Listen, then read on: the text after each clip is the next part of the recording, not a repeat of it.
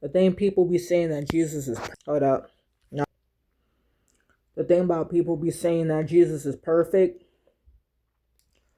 when he clearly has flaws, like violently flipping up tables of the temple like it's any of his business, when he could have just found like people, because people are scamming each other and all that stuff. And I'm like this,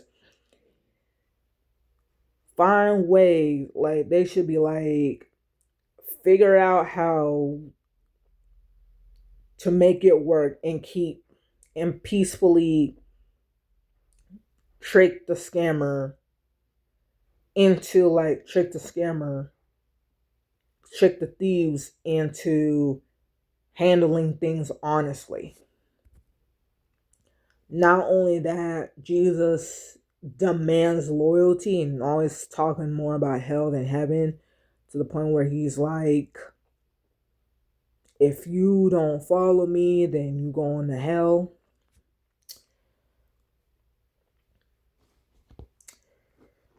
This Jesus is like, how is, like, so basically, like, think about it like this.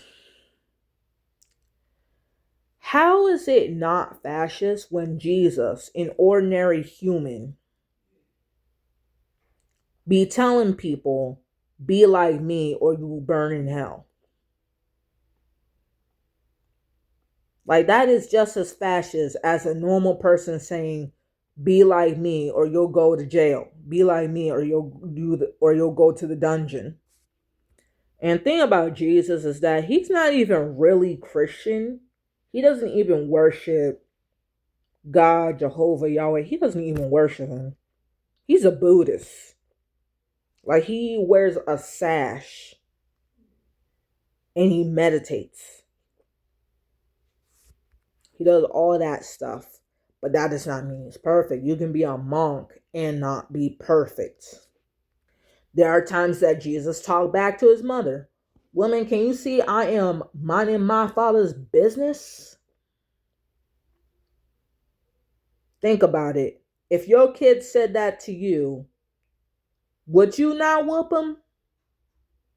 Like, would you whoop him?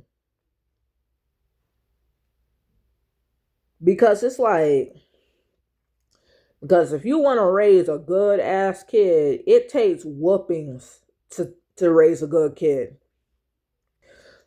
Sometimes it's like, as older they get, they can take some good conviction. But it's like, when they young, if you abandon them, they gonna be annoying to everybody. They're gonna be causing problems and all that ish.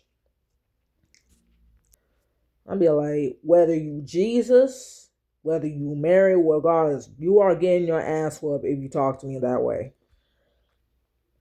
Jesus was Jesus was literally a fascist in the Christian Bible. Jesus was literally a fascist in the Christian Bible, telling people, be like me or else we're gonna die. Anybody who says be like me, I don't care what you identify as, God, saying whatever. If you be like me, you are a fascist. You're trying to make the world communist and fascist. Like, seriously. People say, people say, Jesus be like, people say that Jesus tells us not to be prideful, but yet he's telling Adam and Eve to worship him. That's prideful. That's narcissistic. There's nothing wrong with worshiping yourself. There's nothing wrong with being a little narcissistic, but you're being too narcissistic if you're demanding other people to worship you. Like, why should you want anybody to worship you? Like, why would you want anybody to worship you? Seriously. That's narcissistic. That's overly prideful. That makes you full of yourself. There is no difference between when God does it and I do it. There's nothing higher or lower than that. Because if I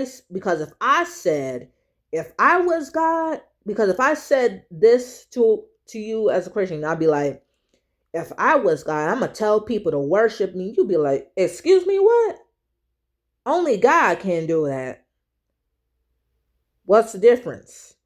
At the end of the day, we both being narcissistic. I'm going to tell you this right now, okay? If you want to know about who God is and all that shit, get to know him for yourself. He'll give you a dream or something. And if you see the same pattern, if you see a pattern, if you see the same thing, you better believe it. Be like the perfect Jesus. I'm going to tell you this. If whatever Jesus does is a flaw when we do it, then he is not perfect. Be like Jesus. I'm going to tell you this. You go around flipping tables at public restaurants over the Bible and all that shit, you're going to get your ass beat. You're going to get your ass shot. And you are going to be sent to prison. Okay? You do that shit, you will get the worst beating. Like, you don't want none of these problems. Like, seriously. Not only that, telling people to be like you makes you the least liked. That's why people hate Jesus, because he's fascist, telling people how to live their lives and telling people to be like him. Nobody likes a narcissist who says that their way is the only way. And I know what you're going to say. Well, Jesus did some good things. Yeah, like he defended the cheater from a bunch of people trying to kill her and all that shit. Okay, that was nice. One thing he shouldn't have told her is don't go and sin no more, because there's really nothing wrong with cheating. There's really nothing wrong with cheating. Because I'm going to tell you the secret. In all long-term marriages, both sides of the relationship cheat. At least sometimes or every once in a while. They both cheat. But they stay together because they're loyal enough to get back to each other no matter how many people they sleep with. Like, I'm gonna be 100%. Like, yeah, you gotta be serious with somebody in order to form a relationship, right? But let's say, for example, you're in a relationship with me. If you're gonna be in a relationship with me, you gotta be serious enough to be committed into spending time with me, being a team with me, partnership, loving, all that shit, more than just having sex. Because it's like, how do I say this? Like, I want a man who's like this. No matter who he's sleeping with, I'm his main girl. No matter how many people he's sleeping with, I'm his main girl. If we're going to be in an open relationship, okay. But he's got to know who he really wants. He's got to know who he really wants, who he's truly committed to. Like, you got to know who he's committed to. And I'm talking like a heterosexual and I'm really gay. But whatever. He's got to know who he's committed to. Like, if he's going to be in an open relationship with me, he's got to have a certain amount of girls in order for me to know if he is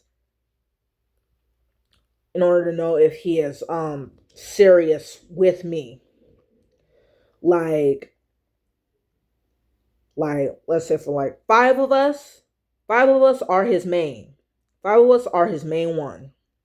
While the rest is his fuck buddy. While the rest of the people are his fuck buddies. Okay? 5 of us is his main, while everybody else is his fuck buddy. That is a truly committed relationship. That is a long-lasting relationship. If you want to know if your cheating partner is serious with you,